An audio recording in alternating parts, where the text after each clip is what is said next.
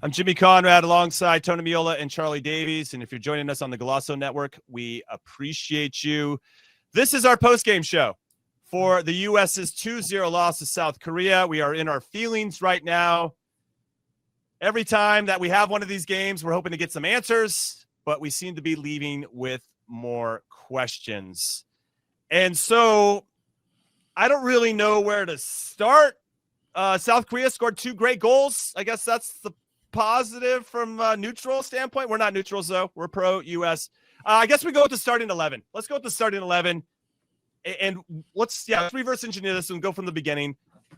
I guess in hindsight, Chuck, the starting 11, we had Freeze in goal, Arfson on the left, Tim Ream, Tristan Blackman, first ever cap, by the way, Serginho Dest, back 4, Adams and Berhalter, anchoring the midfield, Luna in front of them, but he was kind of alternating at times with Pulisic or Way on either side of him, then Josh Sargent up top. Your thoughts now, having the benefit of hindsight. Benefit of hindsight is Blackman. Richards has to start this game. You brought Richards in the camp. He's looking like he's going to be your captain for this next World Cup. He's been absolutely balling with Crystal Palace in the Premier League, and Crystal Palace has been losing players left and right, but he's been a mainstay, and he's only gotten better. And I look at Gold Cup. I know it's Gold Cup, but in terms of a center back who's confident on the ball, trying to play between the lines and play forward and play, Chris Richards has grown. Talk about his trajectory over the past 3 years or so, how much he's grown as a player. But he's going to start, and if you want to start Blackman, start him as a left center back. Yeah, right. So you would have partnered, I guess your change would have been Blackman in for Ream, and then Richards starts. If you wanted to do it. If you wanted to see Blackman, that is where you make that change. Not Ream and Blackman. It's Richards and Blackman. Yeah, I'm behind that. I'm with you on that. Anywhere else? I mean, obviously, Sargent's been in great form. I thought it made sense to roll him out. He didn't do a lot in his 60-plus minutes, and Balogun came on, and it just felt better. I mean, it just felt better when Balogun was on. 1,000,000%. It's not even close to me. It is not even close. The difference between the two players, it's not even close. So, unfortunately for Sargent, you get time after time after time after time to prove yourself, and his time might be up. And I don't want to discredit what he's done at the club level, but no. Zendejas was a positive. Okay. I really like what he brought into this team, but I know we're talking about the starting 11. Yeah, let's do the starting 11. Zendejas was a massive positive. And so was Balogun. Here, Charlie, plug in your mic because he feels like your mic's not plugged in. Tones, your thoughts? Kind of overall. I don't know. Tones, what are your like now with the benefit of hindsight? You look at this lineup. Yeah. And taking my mic notes. is good. I don't know why. Now it's there it is. Now it is. Yeah. Okay. Now it is. Well, the best shot right now. We didn't hear anything you said. Right now, I'd say good. I think Dest was a positive.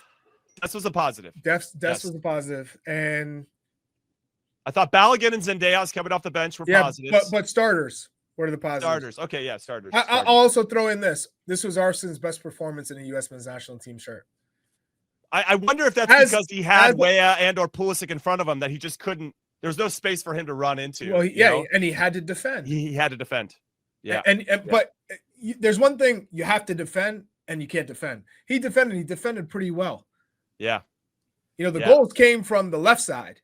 From the right back side. Our right Blackman side, right? Blackman and Ream. Ream could have done better on the first goal for Son Heung-min. Tried to hold him off. I think at some point he could have just slid over and tracked him. Blackman's got to look over his shoulder. First time these two players have ever played together before. So you can understand why there's a little bit of discrepancy in their communication. I think it cost us on that first goal. Very well taken by a world-class player. And then just too easy on the second goal where everybody, I feel like, needs to take a look at themselves and how they could have addressed it. The pressure on the ball wasn't great. Easy pass to split the lines. Heung-min Son wide open to the top of the box, gets to combine, and then a cheeky backheel to really dunk on us. That doesn't feel good. Now, instant reactions from you, wherever you want to go with it, Big Tones, now that you have the benefit of these 90 minutes of hindsight. Yeah, so I'm with Chuck here. If you were going to experiment in the center back, it's who's going to be next to Richards. Yeah. Right? I love that. It's a great point. Yeah, who's going to be next to Richards? That experiment failed tonight. Blackman was not good. Berhalter, rough game for him in the midfield for me. And then Josh Sargent. Of course, we wanted him to score. Of course, we wanted to see this club form translate into the national team. I don't know if he's going to get any more opportunities. Clearly, Balogun is the best mover, best motion, and Pepe has given this national team something off the bench for years, right? And he's given them a spark and he's given them goals. So I think that's what we're going to see. As far as positives, just in the starting lineup, I thought Dest was a positive. Yeah, I thought same. Christian was completely out of the game tonight. Saw nothing really from Christian. One or two actions in the first half. The connection with Arfston, with With Diego Luna. Colin Reese in the comments said Blackman was not bad.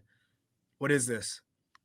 He's trying to trigger you. He was not. He was not good. I think Colin, you're either trying to trigger us and you're trying to hook a whale. It's not going to happen. But Charlie's triggered. He got him.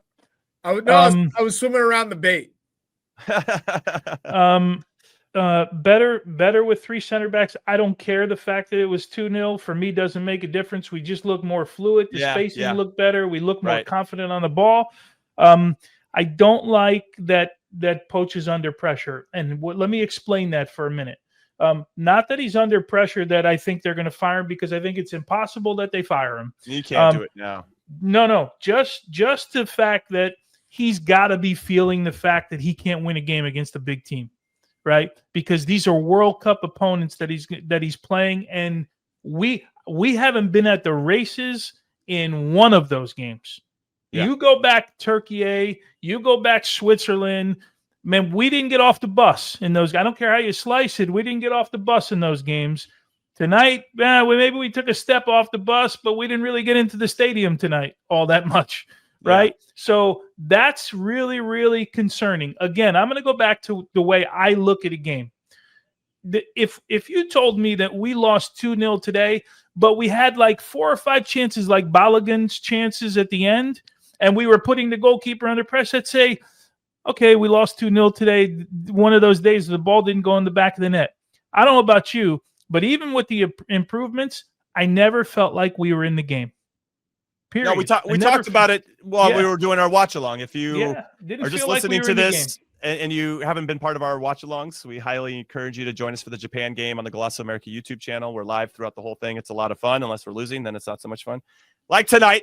But I agree with you that when we switched into a back three, which I thought was a tactical change that needed to happen if we wanted to put a little bit more pressure on South Korea to try to find a way back into it. I would have liked to have seen a second striker, which we've talked about before, or at least one of our attacking players being a little bit more attached to Balogun, who was up top at that moment, because he was making great runs off the back shoulder, but then sometimes he'd be isolated with no real support underneath him. And I feel like that when he did have that, it did unlock them a little bit, and I thought South Korea was scrambling.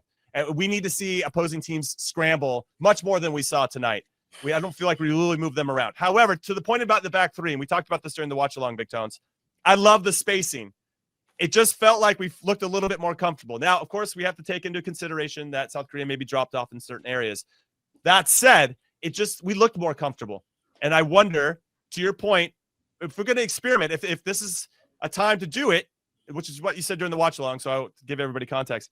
Why not try a back three against Japan and just see how it feels from the get-go? Why do we have to wait until we're down 2 goals to make that happen? So that's part of my reaction to this game. And ultimately, the overriding emotional reaction is a lot of disappointment. I just thought we'd be farther along under Mauricio Pochettino, and we're not. And, I like the guy, but it just doesn't seem to be clicking. And when is it going to start clicking, Chuck? Answer me that. That's a great question, because when you bring in a coach like Pochettino, remember, when Crocker hired him, he said he was looking for a serial winner, and he found a serial winner. But when you're talking about experience, and Tony, you know this firsthand, you do too, Jimmy, a national team coach, there's a difference when you have international experience coaching a national team in the rhythms when players come in and how they react when they travel to come from Europe and then they go back to Europe, and the limited amount of time that you have with them. And can you implement super complicated tactics? Can you really change the way certain guys play versus club versus national team? And so he doesn't have that. And not only that, he had a lack of knowledge about the U.S. players outside of the Christian Pulisic who are playing in Champions League, right? So now you bring him in, and his only job is the World Cup. That is it. No, there's no other job. Your job is to take this group and get them to play better. Because with Berhalter in 2022, and they were one of the youngest teams in the whole World Cup, they got out of the group. And then they got absolutely toyed with by the Netherlands, just on tactics alone. So, okay, take that group, add some players, push them, and get them to play better. Because right now we've been playing poor. Go back to Copa America. That's when they finally said, all right, we need to make a change. This team has not gotten better. And you get a grace period, right? Every coach gets a grace period. It's international. You say, okay, let's give him a grace period. He's coming in for the Nations League. He comes in friendlies, but Nations League is his first competitive tournament where he's got to play for something. Fail. Big F. Fail. He blames the players. The players blame themselves. Okay, we didn't come out with the right intensity, the urgency, yada, yada, all the intangibles. And they forgot about the style. They forgot about the tactics. I wasn't one to forget about you're playing against Panama, who sits deep, who looks to counter, who thrives on set pieces. They play in the transition game. You know how they play, but he wanted to play Tessman with Adams. You're playing two defensive midfielders, right? And you had no wide area, and you basically allowed them to stay close, keep the game close. And ultimately, it's a big failure. So then you say, okay, summer, gloves are off, all experimenting. You had a whole summer to experiment. Not only that, before the Gold Cup, you had months to watch MLS. You had months to watch the Americans in Europe and get as many videos as you can, sort it out and say, okay, these are the guys who can take us forward, or maybe who can push these guys for competition. Maybe they're not as good. But we're seeing like Nagelsmann today, Tony forwarded the conversation around Germany. Hey, maybe I got to take players that are not as good, who don't have the names, but give me more heart, who will work harder. I think with all national teams, there's a good combination of the guys who maybe aren't the best players, but they bring everything else and it lifts the whole group. That's me, Chuck. Thanks for describing me. But finding the balance, finding the right combination. You had the whole summer. That's why I thought, okay, September, you got South Korea, you got Japan, bring your best players. And it's on him to figure out, okay, maybe I'm going to switch the formation. Maybe I'm going to find a way to make Cardoso work because he works in Spain and he's playing for Atletico Madrid. I'm going to find a way for him to work. Even though Berhalter didn't see it, Pepe, I know he's just getting back, but you know what? I'm going to bring him in. I'm going to try playing with two strikers, Balogun and Pepe. They're the two best. I'm going to play them, whatever it is.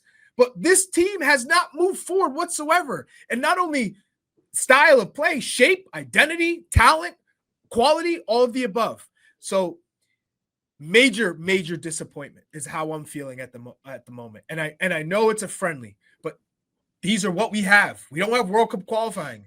So I'm trying to stay positive because that's what's in me, to stay positive, but this is a failure, and if we keep doing the same thing, it's insanity.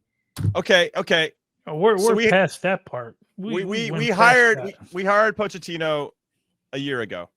He's had now 17 games in charge, 9 wins, 1 draw, 7 losses now, including this one. His record against top 30 teams, we have a graphic that's ready to go on this. Oh, hell no.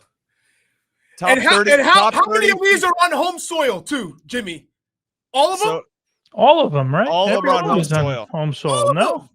None of these games were away. Panama's top 30? Okay.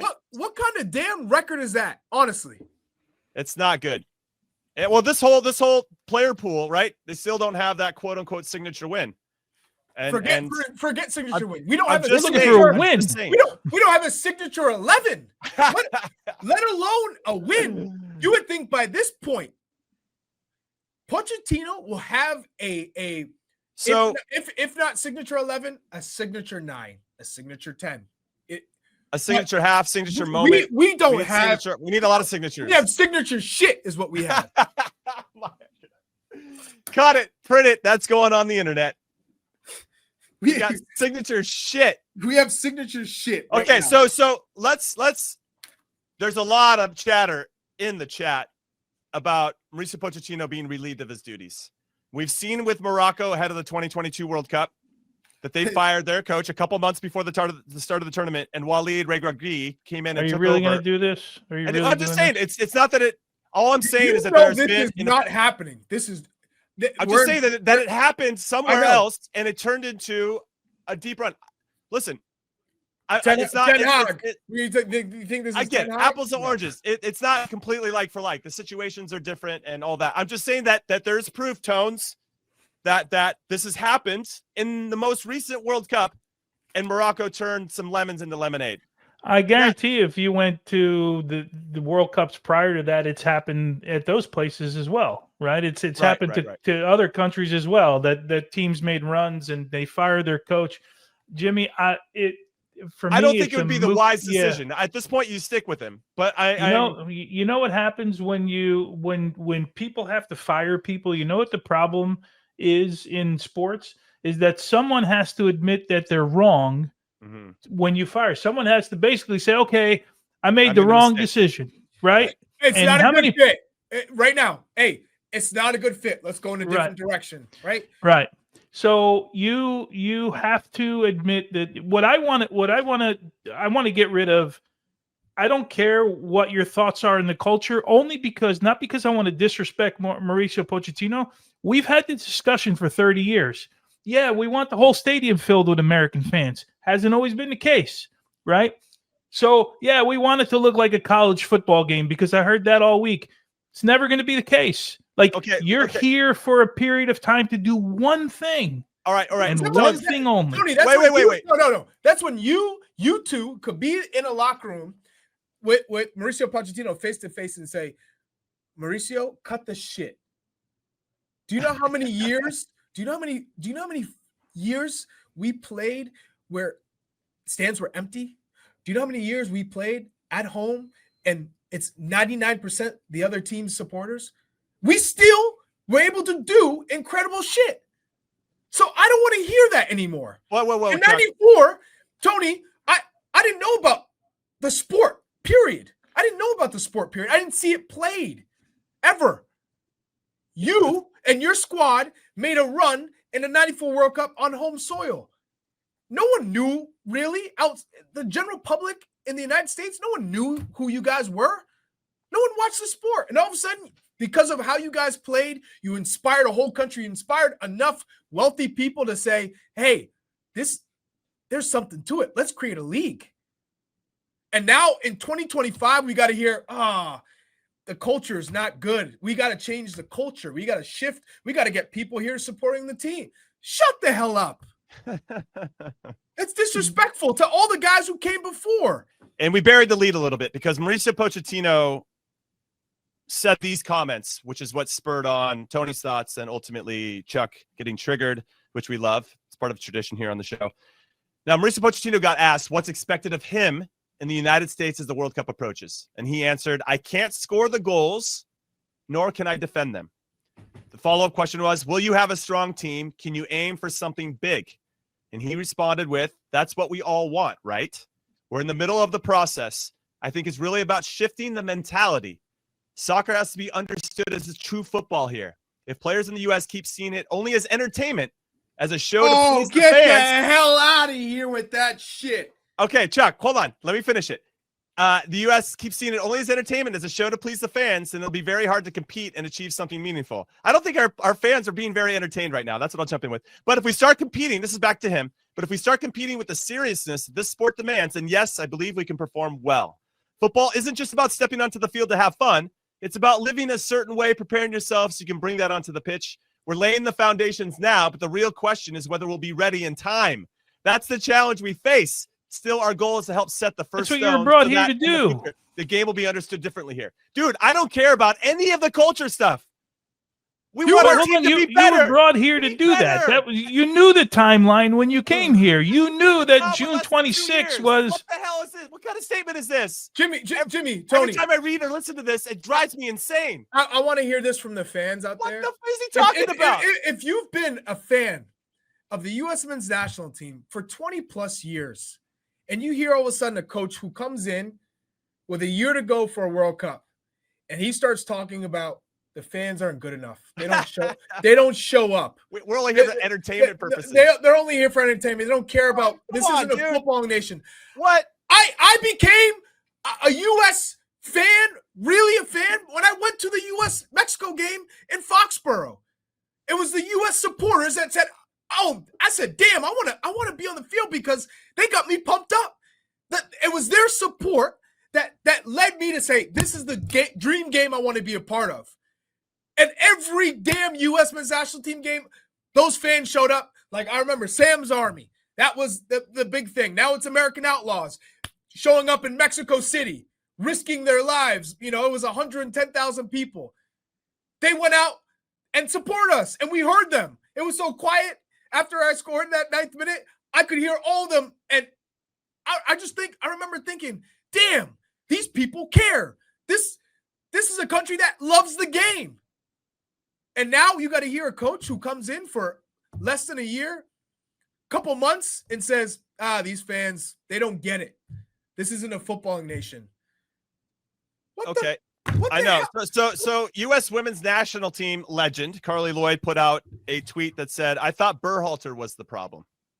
So if Berhalter wasn't the problem and Pochettino isn't the problem, then I guess, as we're seeing with some of the comments, that it's the players. Okay. Let's go into this direction, Tones. If there was a malaise that seeped into the team because these guys just thought they were going to be automatic locks from after 2022 into 2026, and you felt then and I can understand why Mauricio Pochettino is doing some of it, but listen, when he took the job, he had less than 2 years to get that all figured out, and I think he has enough experience to do it. I don't know why it's taking so long to just call people out. And I don't know. There's a lot to unpack there, but I kind of wanted to get your thoughts on Carly's tweet in particular. Look, I can understand the sentiment because honestly, if we're being fair, this looked better under Berhalter than it does here. I don't want to compare the two managers, right? But the reality is, it looked better under. I felt one thing we knew under Greg. We knew how we were playing and what we were trying to do. And I'm going to keep harping on that point because I still think it's hard to do with a national team. It's not a club team. But if you're being fair, right, I can understand. If you don't like Berhalter, because I don't like I'll call it the second term of Berhalter, right, when he came back. I thought it was a terrible decision by U.S. Soccer. I said it then. I say it now. But that first cycle with Greg Berhalter, this team was going in a direction, right? You tell me when you left 2022, there's a little bit of hope. Okay, yeah, the Netherlands beat us, but I still go back to we didn't have one guy on our team that would have started on the Netherlands. Not one player would have started on the Netherlands. So we lose the game. But at least we had some hope that, okay, second youngest team in the World Cup. We played with some of the bigger teams in the world. We fought to get to the next round. Okay, boom, 2026. Here we come, baby. We got 4 years to build. 3.5 years to build, whatever it was. We got 3.5 years to build, and we're going like this. Right? So bring in the manager that's going to get us to the next level. That's what we thought we did. But for me, I go back, this experiment. We talked about it before. I told you. Remember, you cut me off earlier, or Jimmy, and you didn't cut me off. No, I told you it was more of a long. You off. No, it was more of a long-term statement. I told you, if you remember, because we haven't seen. You tell me in the however many camps that Pochettino's been in, how many big changes have we seen from lineup to lineup? We haven't seen it. Remember, we thought 4 or 5 changes in some games. Only game 3 of the Nations League did we see 4 changes right in that lineup? And we were like, holy cow, he's finally making. making. You mean the Gold Cup? I'm sorry. Yeah, Gold Cup. My bad. Gold Cup. Yeah, match 3, whoever that was. Trinidad, maybe it was a game we kind of walked. Trinidad was the first game. Saudi, and the third game was whoever it was. It was the third game when we saw changes. Look, if we don't see some change in formation, his absolute best players that we talked about earlier, this camp is a waste. Waste. They've already wasted half of it. You've wasted half of it. We wasted an opportunity Unless for the one thing we've been arguing about for years is the lack of World Cup quality opponents. And a lot has to do with European Nations League. You finally have 2 opponents that you could potentially see in a World Cup, and you're experimenting. For me, the logic doesn't make sense. Hey, Jub Riven gave you a layup. He said it was Haiti. Third game was Haiti. Oh, thanks. Yeah, my brain is not on that tournament, but thank you for correcting. There is a potential silver lining for just you and I, Tones, that have been screaming for a back 3. Maybe this could be the catalyst to see that moving forward. So there's you need that now after a Nations League, after getting absolutely embarrassed. Listen, we got embarrassed. My low point for this group of players in this cycle is the Switzerland game. I felt awful in that game. Like there was nothing appealing. We just got outclassed, outplayed. Jimmy, yes. But that was a group that we kind of knew. We knew what the expectations were. That was a trial experiment Gold Cup group, MLS group. Everything's been a trial and experiment. Everything has been a trial and experiment. But that one is different. And when you say Switzerland and Turkey, that was a Gold Cup group. That was an experimental group, all MLS guys for the most part. Christian, he's on his vacation. Yunus Musa on his vacation, right? No McKinney, no Weah. It was a MLS Gold Cup group. So when you played against Switzerland, we talked about it beforehand, Switzerland is like a South Korea, a team that you'd play in a knockout round of World Cup. Well-drilled, disciplined, and they've got quality. Absolutely play you off the park, embarrass you. But before that, Nations League, that's your top group. So Pochettino comes in and says, okay, now here's my top group. We're playing Panama. Everyone knows what's in front of you, how Panama plays. It's not a secret.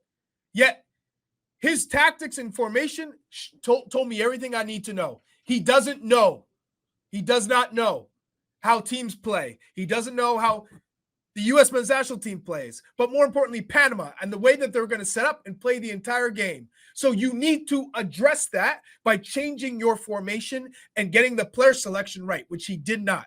That was a failure. Then you go into the third place game, an embarrassment all on itself playing against Canada, and you lose. That's all you need. You don't need anything else. You have 1 year. So that's all the embarrassment you need in 1 year. I get it. No, we've been slapped around. My cheeks are and here we are. They're all red. South Korea and Japan, like Tony said, you had a whole summer of experimenting. That's all the experimenting you should get. Period. If I'm Matt Crocker and I'm the sporting director, I go, I know we got to get you up to speed. It's a waste. The summer is what you got. That's it. I'm going to tell you right now, there's no experimenting outside of the summer. You might have to bring in 1 or 2 guys, but that's all you're getting for experiment. So you got to do the work. It comes on Pochettino and his staff to do the work, so there is no experimenting. You've done all the work. You've turned over every stone. So there's no stone left unturned. You've done it all. You looked at all the dual nationals, the ones that you think can add quality, the ones that can't. You looked at every MLS player. You've done all your research. Yeah, it's so now you bring in the best players at this moment. If the World Cup started this week, I would want to see who he thinks are the best 23 guys.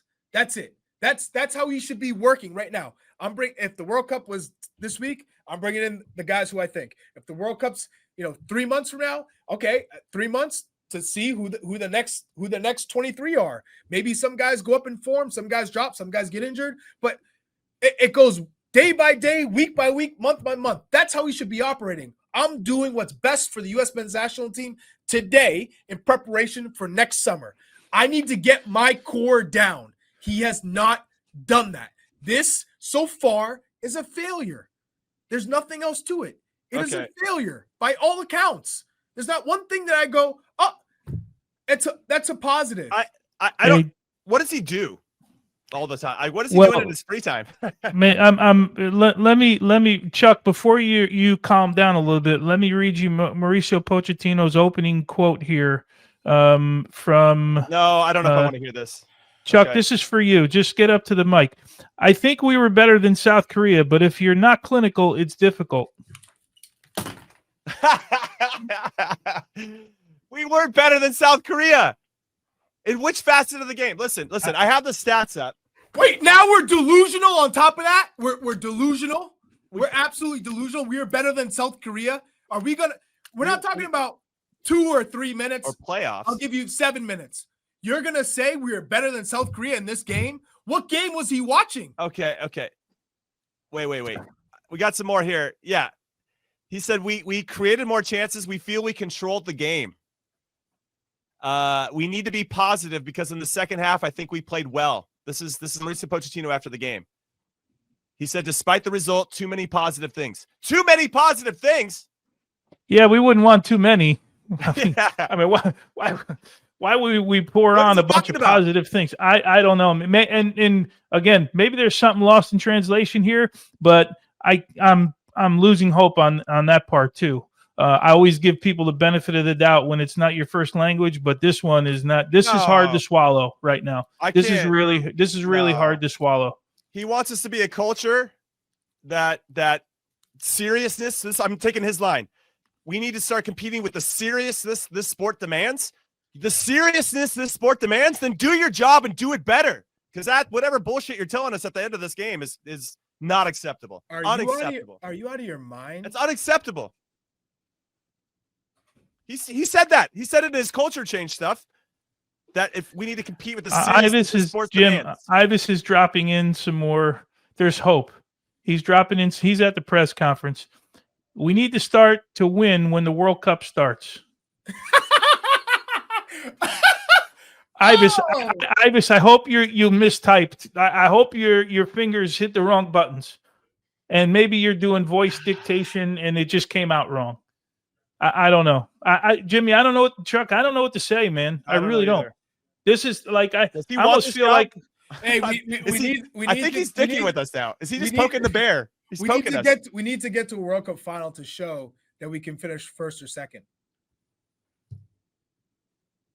I can't believe these are. I really don't know what to say, to be honest. Other than I don't know what he could say because he can't be happy. If he's real talk. Well, why not? Why not say I'm not happy with this team? This is not not acceptable. That's what I want my coach. We're a national team coach. Okay, look, I'm your national team coach. First off, this is on me, right? It's on me right now. Thank you, Tones. Thank you. I didn't Accountability. pick the right players. Some accountability. You want to put pressure on the players and okay, change the culture. Can you imagine Argentina in his country? They played like this in a game, and then what the pressure is like from the manager, on the manager, from the press.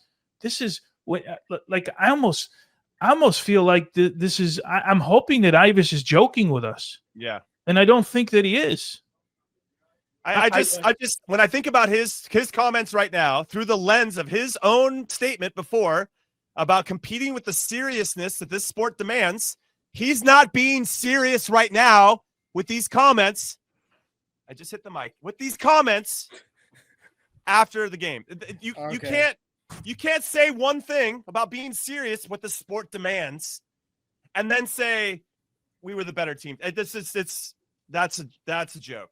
What do we take from this? Let's look forward because we have the Japan game and we're going to have a live watch along for you on Tuesday for the Japan game. So come back here for the Glosso America YouTube channel if you're watching us live or if you're listening to this on the podcast, whatever platform you're listening to.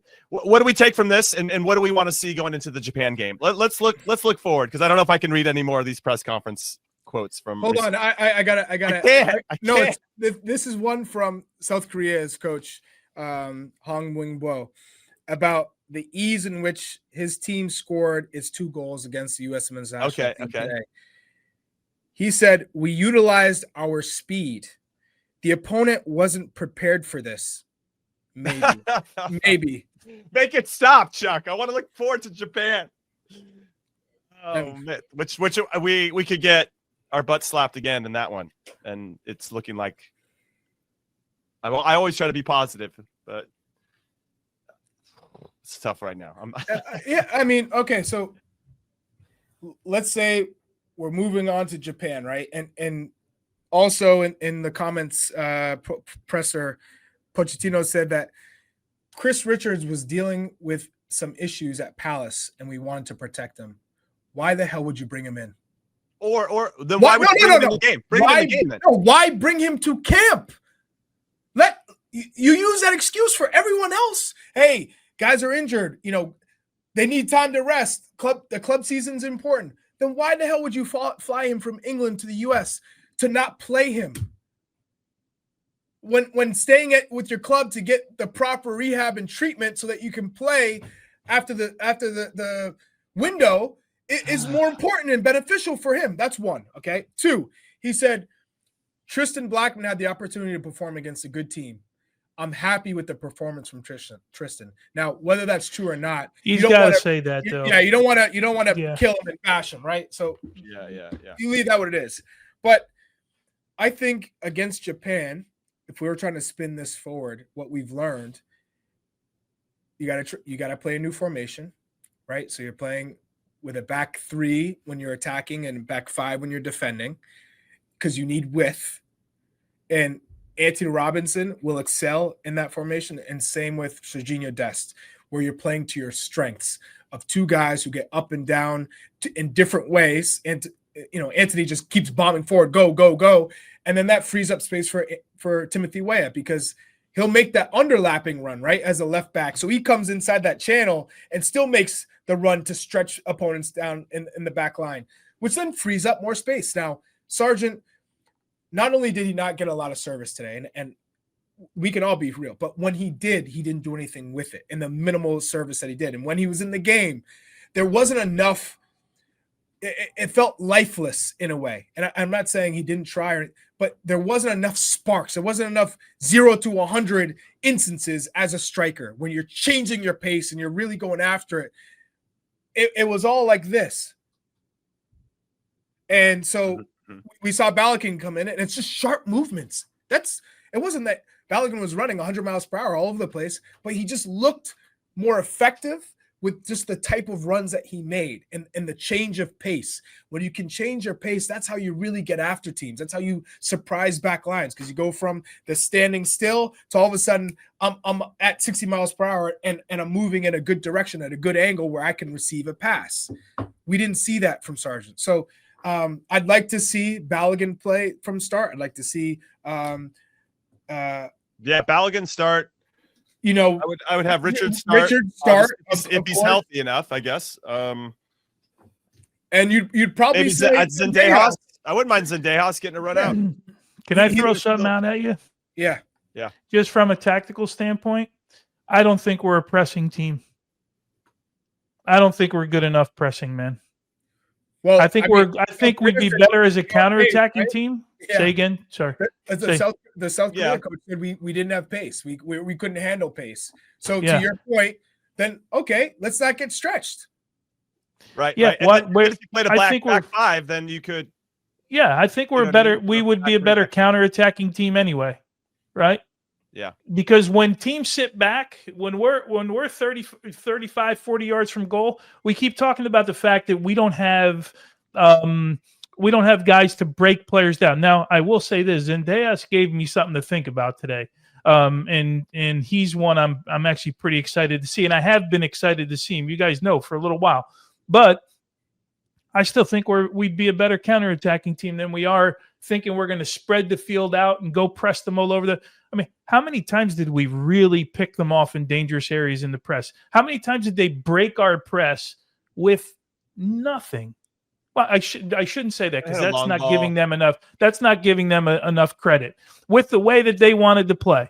I just don't think we're a good pressing team, right? So why do it? We were not good in winning second balls today. I thought South Korea were much better, and then when they won that, it's one of the keys to pressing. Yeah, right. You make them play long, you make them play in areas don't want to, and then you have to win the second ball. Right. So if that's not part of your makeup, then don't be that. I wonder, I mean, Mauricio Pochettino likes the high press, right? He's a Bielsa guy. They want to go, and I like it too, Jimmy. I love it. Well, I love it If when you're it not works. good at it. If you have the right, Yeah. But if you have one or two players that just don't fit that, or I don't want to say it's a lack of work, but a lack of understanding with the lack of work, it could be a whole bunch of different things. But if it's not fitting your team, as it's teach you in the coaching course, you got to meet your players where they are, and I guess that's where my frustration lies a little bit. Is we haven't gotten the best out of the group that is currently in front of us. He can say all the quotes that he wants, that this isn't. He also had another one that this is a new roster, not a team that's been together for 4 years. Okay. Well, then you got to squeeze the most Not out of really this true. group. It's not. That's not true. really true, man. That's not I true. I know. No, that's not. This group has been together for a while, and if you put them all together, the ones that have been together, you might get better results in the end. By the way, the best Nations League, maybe not, right? Yeah. So I don't know. Well, yeah, still. So I had a couple guys. Okay, that could happen. I'd rather take my chances with the group that's been together. The best part of the press conference, I was just typing in here, Weah had cramps, so he's not injured. So that's the most positive. He said the best part of the press conference. Is that significantly hurt? Right, that's not good. That's No, good, no, right? It's great. That's the best part of the whole conference. That's the best thing. We should end the show on that, to be honest. But, Yeah. Okay, so looking forward to Japan. Okay, so we formation change. Agree with you, Chuck. A couple player changes. Yeah. And to your point, Tones, maybe we just absorb a little bit. I thought South Korea did a nice job of knowing when to press and knowing when to sit back. And I don't feel like we exhibit that very well either. There's like this, sometimes it feels like we get caught in between. Should we go? Should we stay? And then all of a sudden we're a step behind everybody, and our press has been broken, and now we're scrambling. Jimmy, to your point, when we would press and then they get the first pass that breaks us, and then we end up catching them and they go back, and then we press again, there's always someone who is not in line or aligned with everyone else. Yeah. Right. Someone's either not in line, they've missed their responsibility, and next thing you know, they break the press, and then they've gone from we're in our defensive half to we're running at you 4v4, 3v2 in the attacking half. So for us, again, can we get a style? Has Pochettino not learned enough? Oh, he's got enough.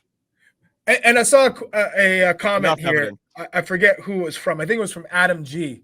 Adam, respect to you. You always have some good insight. At least you have ask some interesting questions. But Emma Hayes, how long did it take Emma Hayes to take a reeling U.S. Women's National Team program that was confused, that was transitioning, yada, yada, all the things you can think of. Well, she won the first tournament, And win a gold medal. She won the Olympics.